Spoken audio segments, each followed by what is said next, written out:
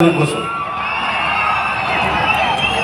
మీకు చెప్తున్నానమ్మా, 30,000 మంది ఆడబిడ్డలు ఆంధ్రప్రదేశ్ రాష్ట్రం నుంచి అదృశ్యమైతే అక్కమ్మ చెల్లెమ్మ అని చెప్పి కథలు చెప్పే జగన్ ఒక్క ప్రెస్ మీట్ కూడా పెట్టలేదు ఈ రోజు దాకా.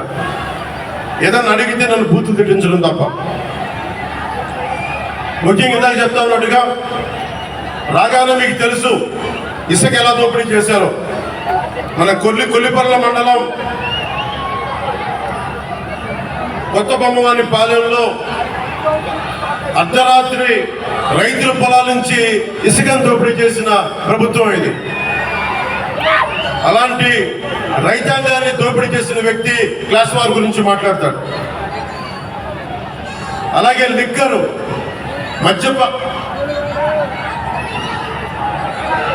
మద్యపాన నిషేధం, మద్యపానాన్ని నిషేధిస్తానన్న వ్యక్తి, ఆడబిడ్డలకు అండగా ఉంటానన్న వ్యక్తి, అతను సీఎం కాదు, సారా వ్యాపారి అయిపోయాడు. అతను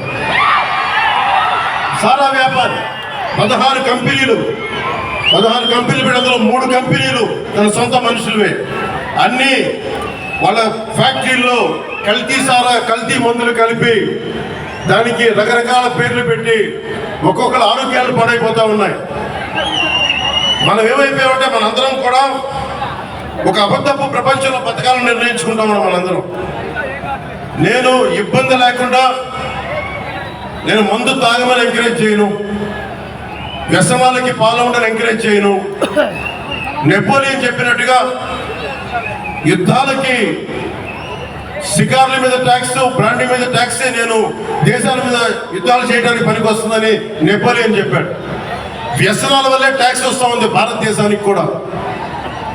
ఈ విధానంలో మనం కోరుకుంటున్నాం. మన ఎవరు పెద్దలు మాట్లాడుతూ ఉన్నారు, నేను కల్తీ మందు కాదు, కనీసం ఆరోగ్యం పాడవని మందన్నా కనీసం 10 సంవత్సరాల్లో పాడవలసింది, వీళ్ళ వల్ల సంవత్సరంలోనే పాడైపోతా ఉంది. అలాంటి కల్తీ మందు ఇస్తూ ఉంటే అలాంటి మందు ఇవ్వకని చెప్పిన దానికి నేను మందుని ఎంకరేజ్ చేస్తానని మాట్లాడుతాను వైసీపీ నాయకులు. అసలు అన్న వైసీపీ నాయకులందరికీ చెప్తున్నా, మద్యపాన నిషేధిస్తామని చెప్పి మీరు సారాలు ఎలా అమ్ముకుంటారు ఒకసారి మీరు లోపల చూసుకుని మాట్లాడుకున్న విషయం. అలాగే ఇసుక జేపీ వెంచర్స్ అని చెప్పి పెద్దిరెడ్డి రామచంద్రారెడ్డి గారు, మిథున్ రెడ్డి గారు, సజ్జల రామకృష్ణారెడ్డి గారు, జగన్ గారి ఆధ్వర్యంలో దాదాపు మొత్తం వాళ్ళ కంపెనీ ఇసుక అంతా.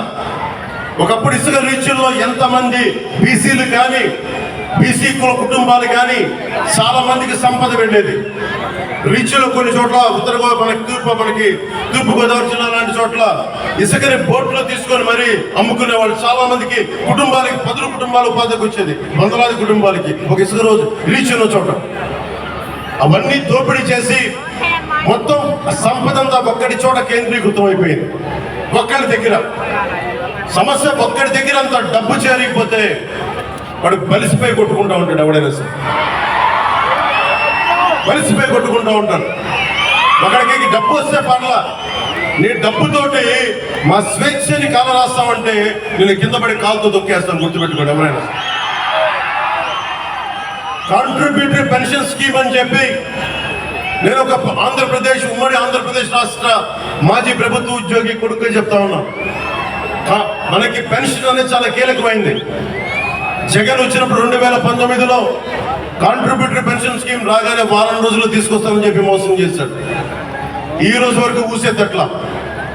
మొన్న నారా చంద్రబాబు నాయుడు గారు 4 దశాబ్దాల సుదీర్ఘ అనుభవం ఉన్న, మనకి 3 పర్యాయాలు ముఖ్యమంత్రిగా ఉన్న వ్యక్తి. వారికి ఒకటే చెప్పాను, కూటమి ప్రభుత్వం రాగానే మనం అసెంబ్లీలో ఉద్యోగుల కోసం కాంట్రిబ్యూటరీ పెన్షన్ స్కీమ్ గురించి ఒక చర్చ మొదలు పెట్టాలి. దానికి సంవత్సరం లోపు బలమైన పరిష్కారం కనుక్కోవాలి. అది ఉద్యోగులకి నిజంగా భద్రత. అది పెన్షన్ అనేది పెద్ద కొడుకు లాంటిది. మా నాన్నగారే మా దగ్గర డబ్బులు తీసుకునే వాళ్ళు కాదు. ఎందుకంటే మీరు ఏం మాట్లాడతారో తెలియదు. మీరు గబుక్కునంటే ఒక ఉద్యోగికి పెన్షన్ అనేది భద్రత. అలాంటి భద్రత ప్రభుత్వ ఉద్యోగులు కల్పించాలనేదే మా కూటమి తాలూకు ఆకాంక్ష.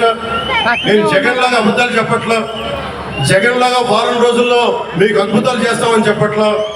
ప్రభుత్వ ఉద్యోగులందరికీ తెనాలి ఈ సభ నుంచి వేదిక నుంచి చెప్తా ఉన్నాను, సంవత్సరం లోపు పరిష్కారం తీసుకొస్తాం.